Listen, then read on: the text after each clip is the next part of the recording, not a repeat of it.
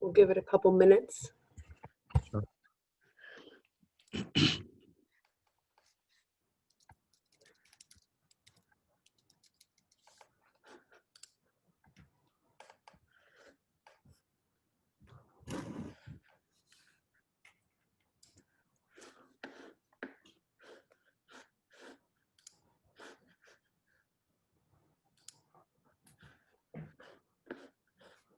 See if I can set it up later. All right. Hi, everyone. We are happy to be here with our friends from Esalen. I'm Joanna from GSN Planet, and Megan is in the control room. And today we're trying something different. We're streaming this live on Facebook. So we're hoping that goes well, and we're hoping that you can join us on that platform as well. But I want to say welcome to Jeffrey Williams and Douglas Drummond, both from Esalen today, who are going to share a little bit about their work. And I'm just going to give a little background on both of them. Jeffrey Williams, for the past 20 years, Jeffrey has immersed himself in learning about the capabilities of the human body through rigorous study and application of traditional and modern wellness systems from all over the world. Jeffrey is a transformation artist, oh, I love that, with a unique ability to guide people from all walks of life through a full spectrum of high-impact human empowerment teachings. His work incorporates bodywork, sound, breath, values, movement, and more. His coaching and training programs are offered to inspire and empower people to take their health into their own hands. I love, love, love that. Can't wait to hear from you, Jeffrey. And for those of us who have been joining these sessions weekly, Douglas Drummond is a friend of GSN Planet, and he brings more than 20 years of international hospitality experience to this offering. A graduate of Cornell University School of Hotel Administration. I believe you're called a hotelie. I have a couple of other friends who came through that program. He is currently the Director of Healing Arts and Somatics at Esalen Institute. Douglas is a certified health coach as well as a certified teacher in Gabrielle Roth's 5 Rhythms. So thank you for being here today. Thanks, Yeah. Sean. I'm honored to be here. Aho, ahalo. So who's going to go first? Well, you know what, I'll stick to traditions and just sort of, you know, I love it. And really the star of the show here is Jeffrey. And most importantly, you know, too, thank you, Johanna and you know, Megan for putting this and facilitating, and hello to the community members of Green Spine Network and beyond. Yeah, I'm really delighted to, you know, to be here for another session and, you know, introduce, you know, a key confidant and thinking partner for me and a friend too, in Jeffrey. You know, Jeffrey's been working with me and with our Esalen Healing Arts as Esalen, and also has done a lot of work with our executive team at Esalen too. You know, the idea of this, you know, of values and what you value the most. And, you know, I've always personally had a good sort of sense of some of those components that I value a lot, but never really knew what happens when you sort of step outside of your values and what happens. And spending time with Jeffrey and a lot of our other faculty, there's been a lot of aha moments, but I can speak with absolute confidence. You know, the aha moments with my time with Jeffrey has been really, really powerful and very poignant for us. You know, these times, you know, with COVID-19, for instance, and what I'm personally experiencing and many others in California with the fires, it's, you know, it's nothing quite puts you in the present like an emergency like this. And whether you like it or not, you know, you're going to come up to what you value the most. And if you're not, you are going to compound stress upon stress upon stress. My reaction usually is a sort of a turn away and just a sort of a shutdown. And I've known that in myself a lot. You know, why do I suddenly run so hot and so passionate about something, but then equally so, why do I all of a sudden run really cold with something? And Jeffrey's been amazing at framing that for me, but not only for myself, but also and from an organization standpoint and from a leadership standpoint. And so I'm really grateful for the time I've spent with him. And yeah, I think it takes some courage and some honesty to what you truly value. And I've noticed myself, you know, when sometimes you don't value perhaps things that you perhaps should hold at the highest in a well-functioning organization or a corporation, for instance, you know, you can play a good game of poker But it's when you truly know thyself and step into what really makes you the most happiest, and allowing that X factor to shine through. Wow, and it becomes a really potent combination. And so, Jeffrey, thank you for that, and thank you for your path, of curiosity and professional work that you do. And I'll turn the reins over to you, mate. But really grateful to have you here, and looking forward to sharing. And yeah, pleasure to be here as always. Thank you. Mm-hmm. Well, thanks for that introduction, Doug. That's very kind. And thanks, Megan and Joanna, for hosting and having this opportunity to share.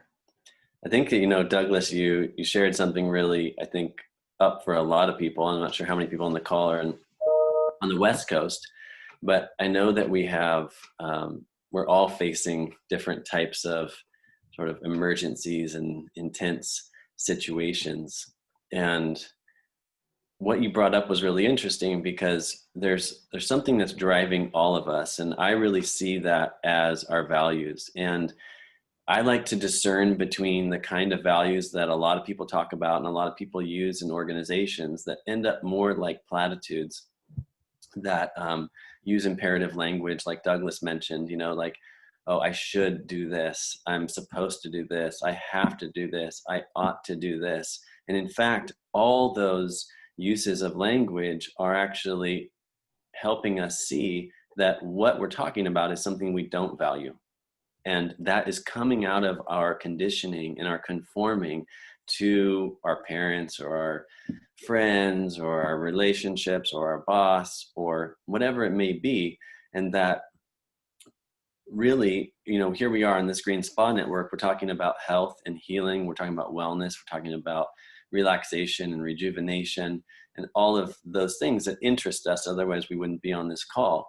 And it's easy to believe in the culture that we're in the way that we've been groomed to believe that we're going to get the results we want by changing our behaviors, right? And so we try on, oh, I should try yoga, or I should do a cleanse, or I should eat more healthy.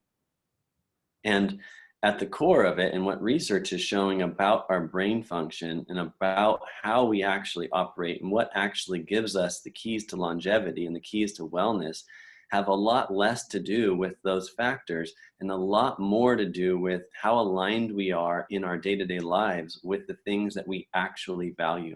In an organization, we often call these things the prime objectives, right? The key objectives that we're seeking. This is has a lot to do with the mission, the values, but each of us has a set of these values that is running our lives. And that when we are aligning our lives with those things and we fill our day with those aligned actions, we actually operate from a different part of the brain, turns on different aspects of our DNA, lengthens our telomeres, gives us the keys to longevity, and also it wakes up in us a certain type of alignment that allows us and gives us the strength to overcome challenges, obstacles, even supporters that could hold us back. And so what today's talk is about is really about what is stress and what is disease and what are the main drivers behind it that may be different than the ones that we think of.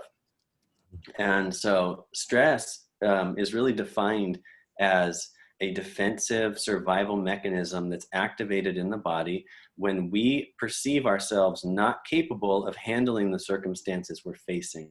So stress is actually us dropping into an older, more primitive part of the brain where we go into this survival stance to protect ourselves, right? And we start operating much more like animals at best.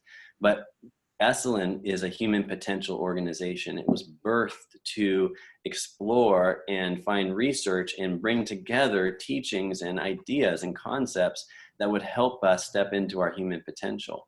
And so we can't really talk about human potential unless we start talking about operating through the human level of our brains. And I've tested personally over 10,000 people. On my table, there's a very specific way to test if someone's in a chronic stress state or if they're in that whole brain functioning state. Mm-hmm. And so I found that about 99% of people, unfortunately, are not living in their human level of function, which means they're not accessing their human potential. They're living like an animal. And animals play predator-prey games. Animals play fight or flight games. They, seek pleasure and avoid pain. Those of us who step into the human level of function actually are willing to pursue and to overcome and to grow and adapt and evolve towards the fulfillment of one thing, which is our values. And so each of us we have the potential to look at what we've experienced in a different way than maybe we were taught to look at it. We live currently in a world where all of our movies tell a certain script, and all of our teachings, our history tells a certain story. And those stories are typically one of hero or of victim, perpetrator, and hero. And so we have this sense that something's wrong. Oh no, I'm a victim, and maybe I've been perpetrated by something like a disease, like cancer. And so then I go and look for my savior, the doctor or the healer. And what I want to share today, and what I find to be one of the most interesting things about the Esalen way and the Esalen approach to healing and healing arts, is that healing comes from within. That ultimately, you're not going to get any true healing unless that healing happens from within. And even a medication or a doctor doing something for you, it's still to trigger something inside of you.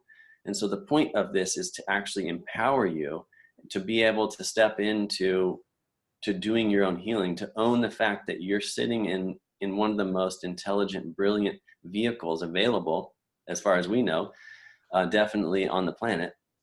And that this vehicle, this human body, is capable of incredible, incredible things. It's actually doing incredible things as we speak. It's doing them all day long. All of these things that we don't even have to think about. So the reason I bring that up is I want to help you understand what it is that's going to enable those systems in your body to work the way they're designed, so that you can heal yourself, so that you can get the most out of a massage or a therapy session or a walk in the woods or whatever it may be that is healing for you. And that really comes down to our values. So each of us has a unique set of values, and each of us are uniquely and equally valuable, meaning that no one's values are any more valuable than anyone else's. So the idea of us catching ourselves in that I should, I'm supposed to, I ought to, what that's showing is that we're trying to put on someone else's values. We're trying them on for size, and it's actually really limiting us. And what I want to talk about today is really how finding your values is a way of finding your poise. And this situation with fires is really interesting because, like Douglas said, it puts things into perspective. If you face and look death in the eye, or if you really face an intense, scary, or terrifying, or painful experience, the body typically wants to go into survival mode. And when you go into survival mode, it's, basically 3 or 4 options: fight, flight, freeze, or fawn. And in those options, we're just trying to survive. And so all of the mechanisms in the body that heal us, like what gives the energy, our brain directs energy and gives the energy to the immune system, the digestive system, the tissue repair, the cell function, all of those things. When we go into that stress state, that fight or flight, that automatic brain defers all of that energy from the body and starts to spin out into what ifs. And we've probably all had those moments where we catch ourselves in our minds and we're just, assessing everything outside of ourselves and seeing what's the threat and what's going to threaten our survival and how can I get out of this situation. So recently in the fires, I'll just share a little story that I think would be interesting, because there's 2 things that we face. And when we have a set of values, so each of us uniquely has a set of values that is governing our life, but we also have needs. And I'm not sure if Douglas or anyone's talked about this, but Esalen had a unique encounter with a guy named Abraham Maslow, where he showed up, and Maslow wrote the hierarchy of needs, and he really helped initiate humanistic psychology back in the 50s and 60s and 70s. And that hierarchy of needs is a very interesting reference point for us, because what I like to observe and share with people is that we all have this unique set of values, that when we fill our day with those high priority things, like for me, it's teaching or sharing or facilitating. So if I fill my day with those things, I'm going to feel more fulfilled, more inspired, more engaged, more creative, more productive. All of those things are going to be just natural outcomes of me aligning and filling my day with the high priority actions, the things that I actually value. We also have needs, like Maslow shared, and each of us has a different relationship with those needs. Some people's survival needs are always up. Some people's social relationship needs are always up. Other people's self-esteem, self-worth needs are up. If any one of those needs is up for you, meaning that I don't feel like it's being met, I'm more likely to do things out of alignment with my values. So I'm more likely to start to do, oh my gosh, maybe I should go get a job at this place, or maybe I should go see if I can, whatever I can do to get my needs met. Or I might spend all my time, if I feel like I really want a relationship but don't have one, I might just all of a sudden be on dating apps or social media. There's so many ways that we can distract ourselves and move out of alignment, not be poised in our center when we're feeling like our needs aren't being met. So these are some of the keys to starting to understand what's going to assist us in getting clear, getting ourselves whole and healed. It's really just a matter of understanding how our behavior works. And there's a connection to that behavior based on what we're perceiving. So every day, all day long, my brain is making decisions based on whether or not I feel like, is A or B going to help me and benefit me in fulfilling my values in the things that I love. And so if I have two decisions in front of me, and one of them is teaching, and another one is washing dishes, I'm probably going to try to pick teaching because that's what I value.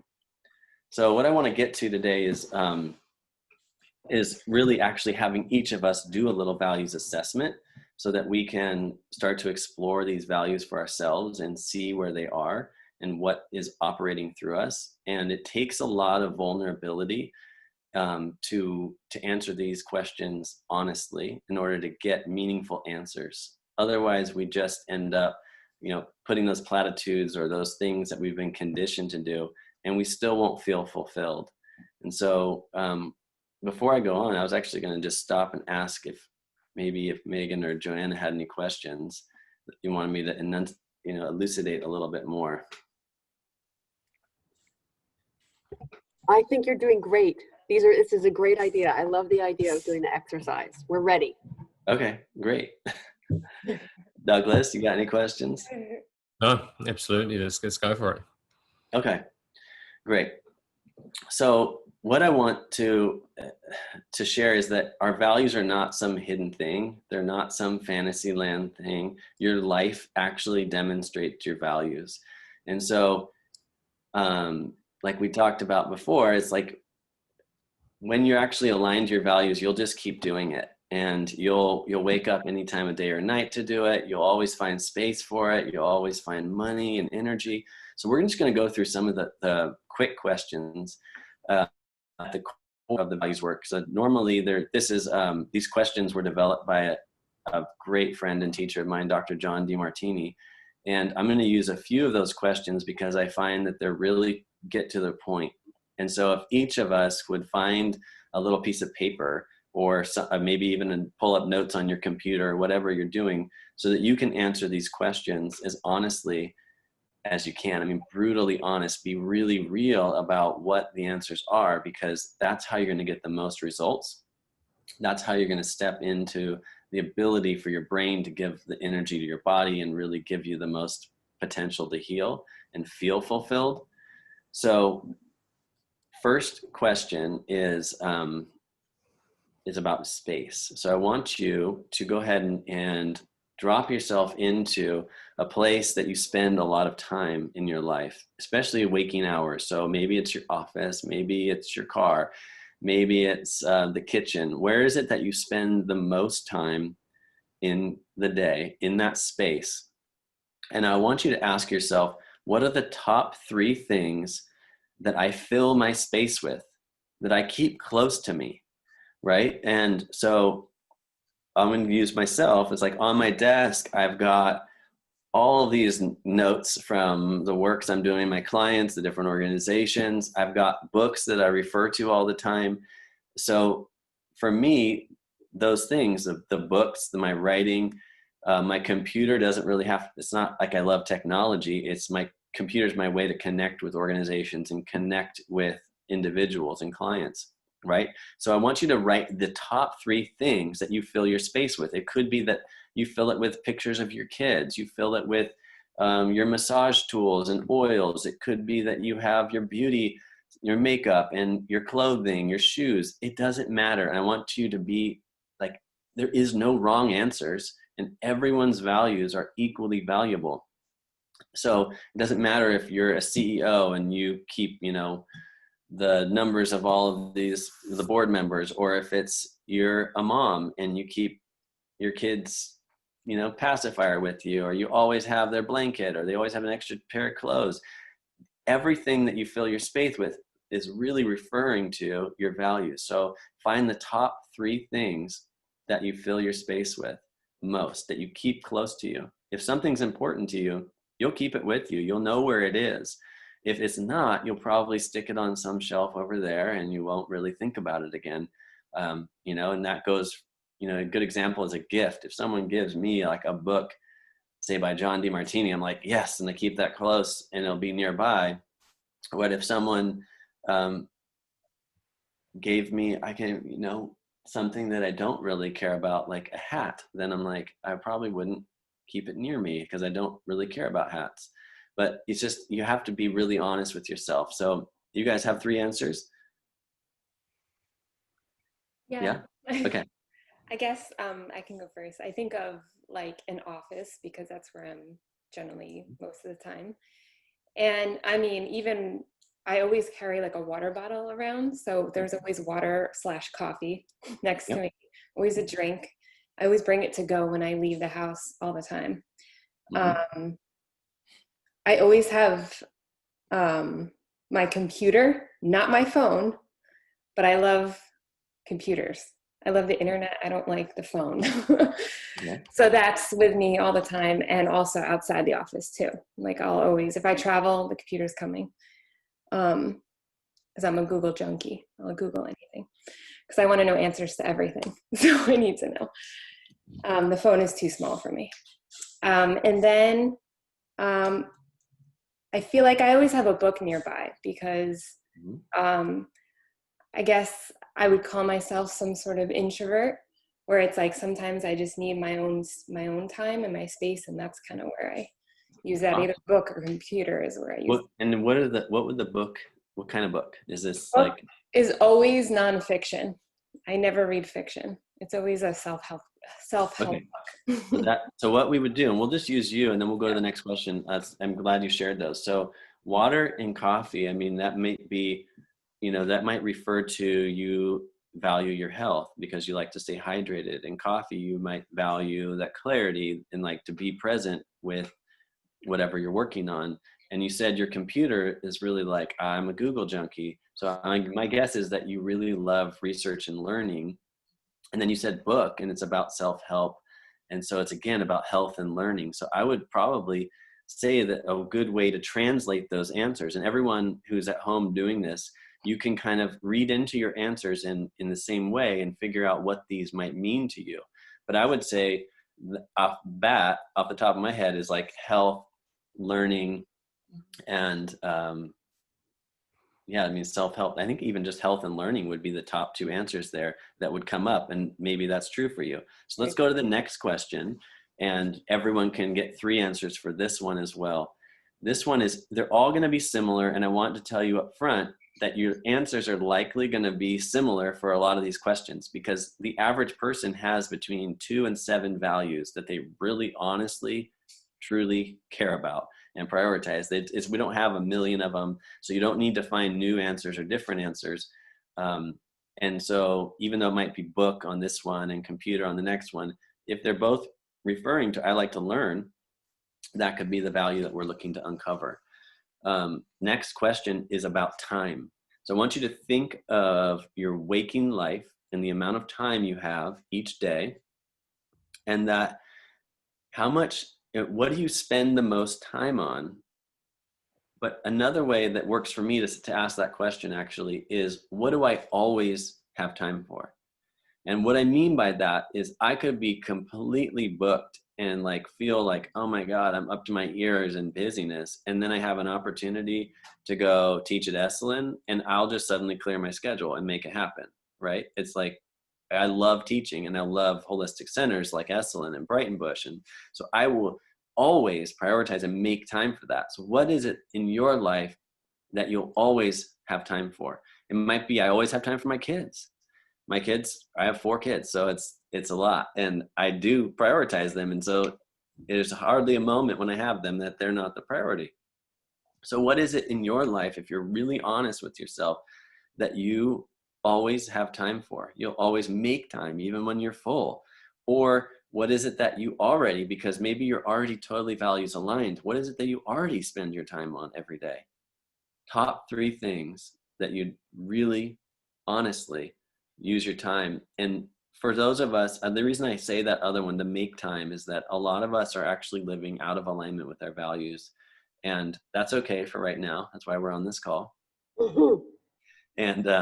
And so the reality is like, okay, you might be filling your day with things you don't prioritize. And so that's why I asked the question. But I know each of you has something that if it came up, you'd be like, boom, I'm on it. I'm going to do it. Yep, I'll have time now. And so whatever that is, I think Douglas, he probably is, I know him to be an adventure guy. So if he had all of a sudden a buddy show up who said, we're going spearfishing and we're jumping in the ocean, he'd be like, yep, I'm not busy anymore, right? He had meetings, it clears the day. So this is the kind of thing where you get really real about what you care about and what inspires you, you know, what is it that you really would even wake up in the middle of the night to do? Like I've had clients in China, I had to wake up at like 1:30 to do a call with, and I was happy to do it because I just love this work so much and sharing with people. So find those top 3 answers in your time. That was easy. Okay, why don't you share with us so we can unpack yours, Joanna? Well, anything that's to do with outdoors or traveling or with exercise and my kids. So, you know, the other thing would be work. I mean, I really thought about this, and I thought I really spend the bulk of my time working, being with my kids, or being in nature. Those are such clear answers. So outdoors, travel, nature, kind of getting out, and then exercise, which is your health, which your work is kind of aligned to health also. So it is, but the exercise really keeps me grounded, right? So if I start my day with that, if I don't start my day with running or yoga, I'm just not as productive or happy. Awesome. Okay, those are actually all pretty clear. So you don't even have to unpack those ones. All right, let's go to the next one. This one is energy. And so these are all like real similar, but that's okay.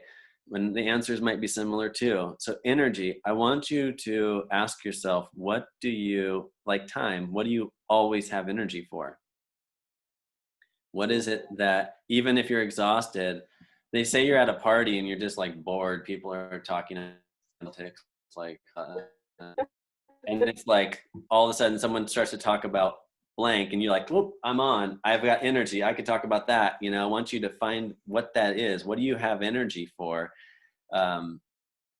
Is it, you know, going on a hike? Is it making love? Is it giving a massage? Is it writing?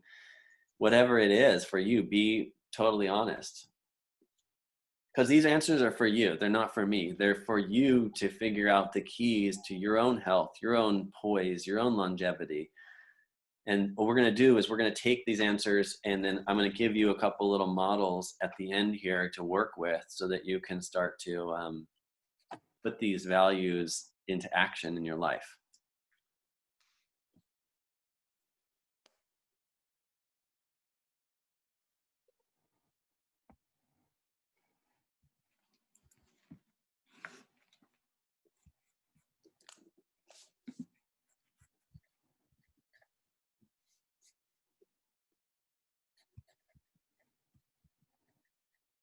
Maybe Douglas, you want to share with us? I love it. Sure. Always have time to be in support for family or a friend in need. Definitely love to be there, and always got energy anytime, anywhere for that. Always up for action and adventure, some spontaneity. And also like in lots of energy to collaborate and communicate on a difficult challenge, whether it's a work piece or if it's just a predicament. It's that support piece, but I like that connectivity, for that, and always sort of try and find the energy for that. Yeah. Nice. Great. Thank you. Those are all pretty clear also. You've done this a few times, so. Yeah. But having said that, though, it's always a refinement each time. And I think that as you build trust with yourself, that it becomes clearer and clearer. And I've had a lot of moments where actually I shared a lot of weight around values that I was supposed to have that got me to A to B, when realizing that really deep down, actually being true to my values still get me from A to B, but it's a lot more of an enjoyable and less stressful experience. Yeah, so true. I just had, along that lines, a client yesterday who I've been working with for a while, and I just kind of had this aha moment of all the times in, say, elementary school or high school when she decided, to pursue or put on someone else's values in order to try to get her needs met, and she said, yeah, so I said, I want to be like the popular kids or whatever, and I'm going to change my clothes. I'm going to put on different makeup. And she's like, yes, on the surface, I got the results I wanted, right? I told myself I was getting my needs met because all of a sudden I fit in, and I did get brought into those circles. But she said internally I was dying. Internally I felt sick. I felt horrible. I felt completely unself, right? And this is all about being self. This is all about getting the results. Like you said, it's like we might on the surface get what the conditioning or the conforming tells us we're supposed to be, measuring ourselves up to some fantasy. But internally, if it causes us that much distortion where we don't feel good, we're paying a significant price to not be in alignment with who we actually are. Mm-hmm. The next question is about money. So I want you to ask yourself, really, truly, what is it that you spend your money on most? And again, like time, what is it that you will always find money for? I know years and years ago, I was in a pretty tough spot, but then, and I financially was in a lot of debt. And at the same time, the opportunity to go, and John DeMartini hadn't actually done a training in the values work, and he created this whole program, and I was like, oh my God, it's like $8,000 or whatever it was. I don't know. It just, because it's values aligned, I suddenly had the money. It was just like, I got a credit card in the mail, or, somebody said, oh, I forgot to tell you. Oh, you know what it was? Is like, I had done this consulting gig for Hot Spring in Idaho, and nothing ever came of it. And out of the blue, I got a call, and they said, hey, we wanted to get you paid for that gig. And I got a $10,000 check. It's just like money will show up. Resources will show up. You'll feel like that same client was sharing with me that the more she's done this work, it's as if she's in a continuous alignment where things show up, doors and opportunities. The more she's decided to schedule her day and fill her day with the highest value, high priority actions, all of a sudden she's like, where I was running into all of this frustration, all this procrastination in my life, all of a sudden it's like everywhere I go is a miracle. It's like people are noticing me. I have certainty. I have confidence. It's because each of us has that when we're resting, we're more poised in our center. And that's our values. So if you can ask yourself top 3 things about what it is that you spend your money on most, or what it is that you'll always find money for. You know, if my kids need shoes, I'll always find money, whatever it is, to make sure that they feel like their needs are being met so that they can be values aligned in their life.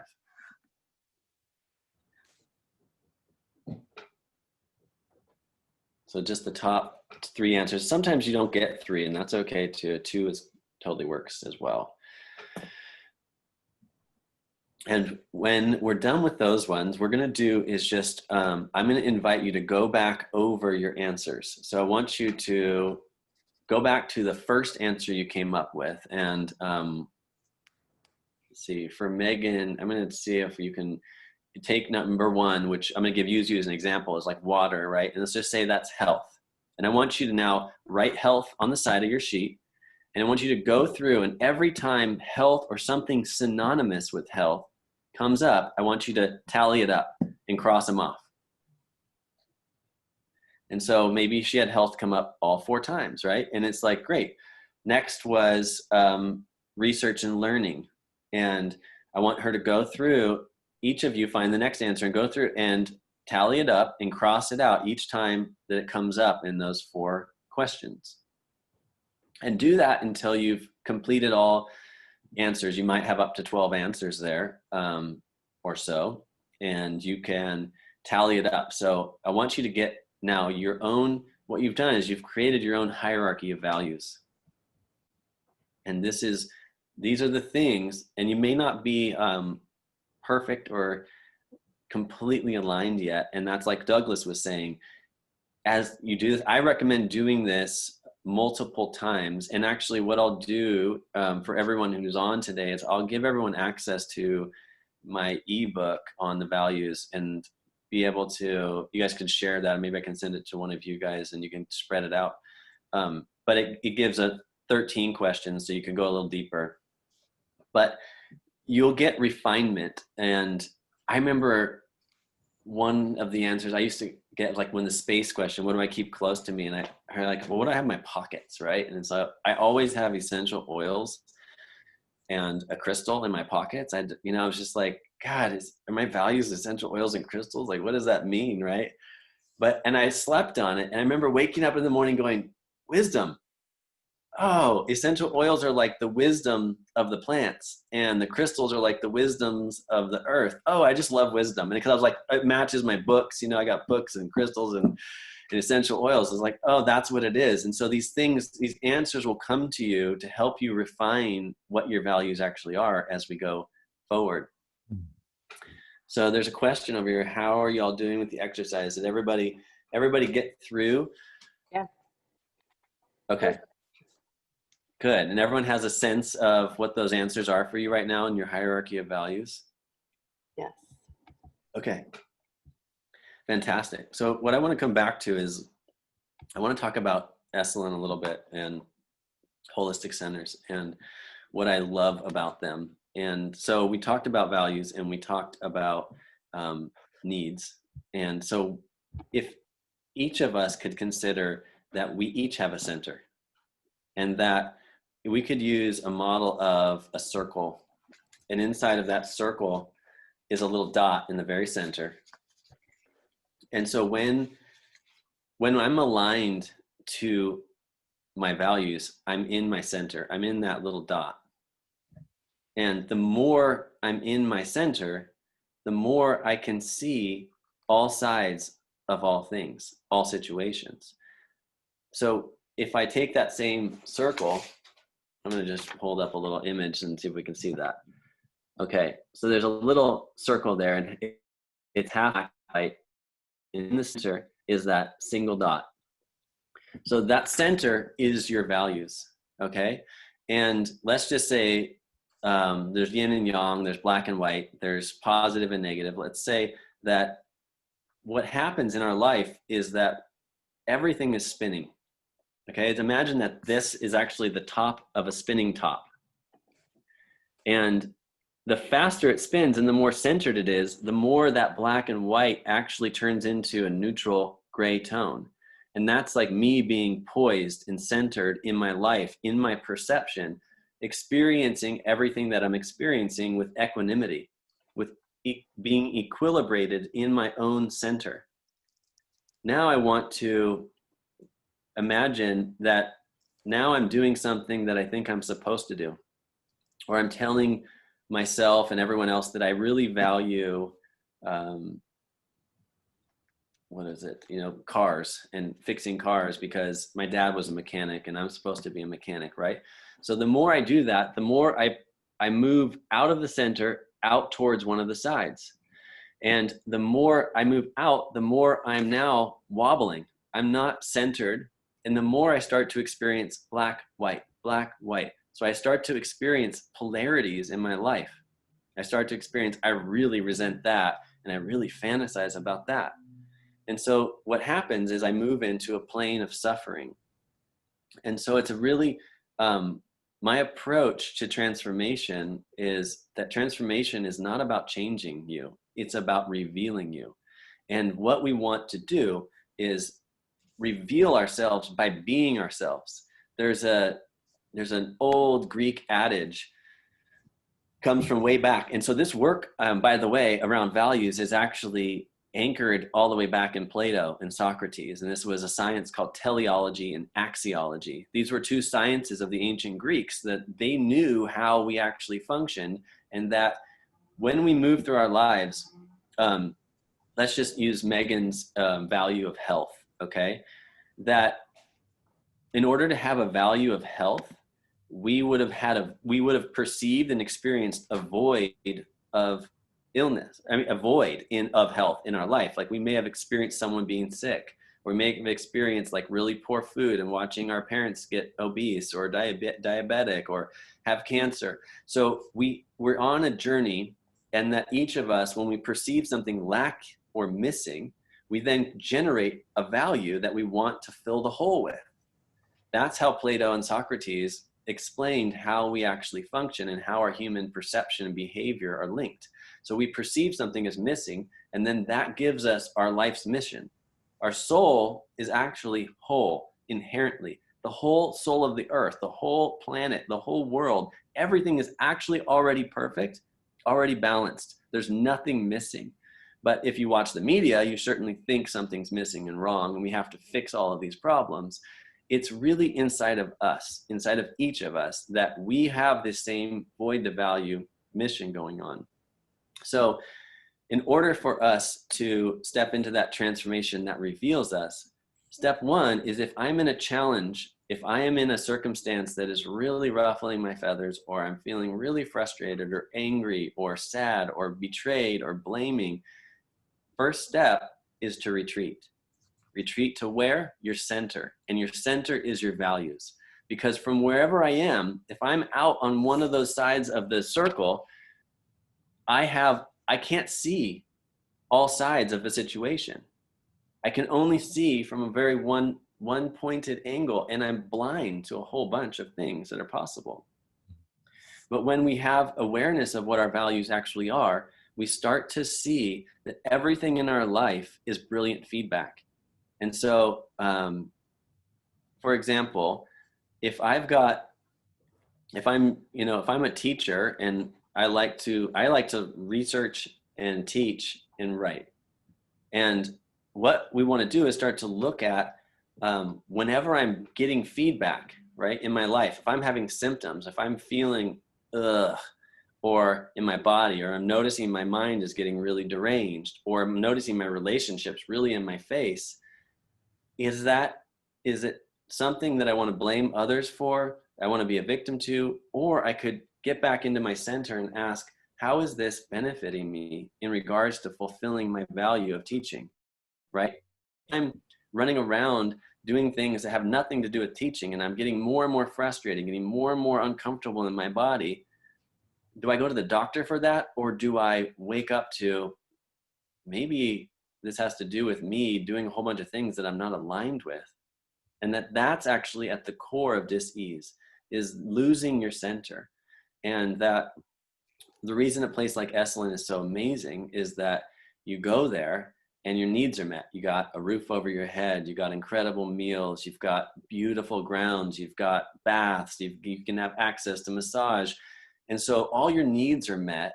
And all of a sudden you have this breakthrough into, wow, what is it that I really care about? And like, what is it that I'm curious about? And so that's what I want to help everyone at home discover and have a little taste of, is that every one of us has a center. And that from that center, you have a whole lot more poise, a whole lot more endurance. You'll persevere through great challenge and obstacles. When you're doing something that you love, that you're aligned with, you're not going to just procrastinate or hesitate or just give up. If you're giving up, those are likely things that you don't actually value, that you've been trying to perform to meet someone else's values or expectations or projections. So I know we're kind of winding down with time. I'm just going to check in and see if maybe there's any questions or ways I could clarify. That was excellent. Thank you. Really enjoyed that exercise. Good. There's a lot of great comments from the attendees who really also enjoyed it. It was really good. Thank you, Jeffrey. Thank you. So how are we going to share your ebook? Tell us. I was thinking if I could try to put the link in the chat. Let me see if I can do that.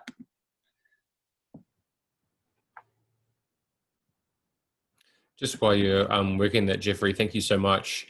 And I know that there's also some link more onto your websites and the work that you're doing too, I believe in the invitation as well, and a bit of the bio. But thank you. And yeah, what an amazing challenge that we're on, and, you know, finding that center and being quite thrown off center. And for those that are custodians of properties and you know, beautiful healing arts entities and your home, you know, this is all has applicability to all of it. And, you know, every step does make a huge difference when you start to step into this alignment, because you certainly make a rosier environment for yourself, but, you know, really engender that in other people too, which is such a beautiful benefit of going through this process. For sure. Well, thanks, Doug, for sharing Jeffrey with us this afternoon. That's amazing. My pleasure. And Jeff, if you can't get the link through the chat, you know, we can send a link through to Joanna and Megan, and they can distribute out to their group too. Yeah. You sure can. Yeah, I have a nice formatted PDF of it, but it's not letting me share that. I can just share the other one right now, but which doesn't have like the formatting and stuff, but it could still work. All right. Well, thank you, Joanna. That's wonderful. And Megan, thank you. And Jeffrey, thank you, sir. We'll look forward to catching up with you shortly. Very Some much. time today. All right, And everybody. and we'll send an update too in terms of the who's a couple of fantastic people down the pipeline for the next few sessions too, which is really exciting. Excellent. Thanks, Doug. I'm And gonna thanks, Megan, for putting us onto Facebook today. Thank you. Yeah, it finally works. So we'll try to do that every week too. Yes, I think it'll be great. All right, everybody. Yeah, Thank you. I went ahead and put the document in there so you guys can, it's going to be not as formatted because I couldn't figure out how to get the PDF very quickly, but I'll send you the PDF on the email and the other way. Thank you guys for That was amazing. Bye-bye. Thank you, Jeffrey. See ya. Bye.